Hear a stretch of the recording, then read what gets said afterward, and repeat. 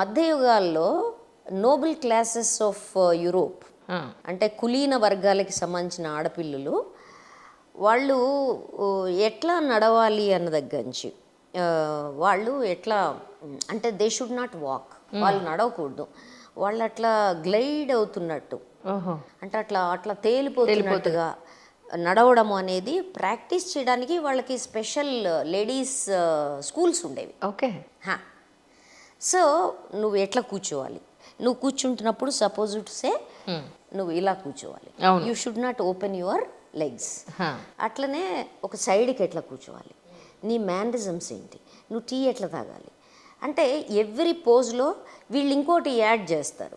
నీ best side ఏంటి, నీ ఫోటోజెనిక్ సైడ్ ఏంటి, నువ్వు నీ నీ బాడీలో ఇది కొంచెం తేడా ఉంది కాబట్టి నువ్వు అసలు ఎప్పుడు నిలబడి మీరు చూడండి ఈ మొత్తం ఈ ఫోటో అందాల రాణిల్లో వాళ్ళని మీరు కనుక జాగ్రత్తగా పరిశీలించి చూస్తే ఒక్కొక్కళ్ళు ఒక్కో పోజ్లో ఉంటారు.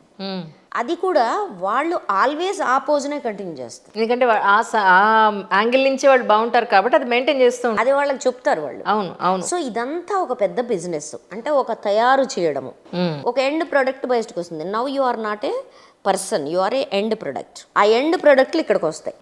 ఒక ఉత్పత్తి అయిన వస్తువు ఏమంటే ఇంతమంది పనిచేశాక ఫ్యాక్టరీలో పడేసిన తర్వాత అది బ్యూటీ ఇండస్ట్రీలో పడేశాక అది వస్తువు కాకపోతే మనిషి అవుతుందా? అవును.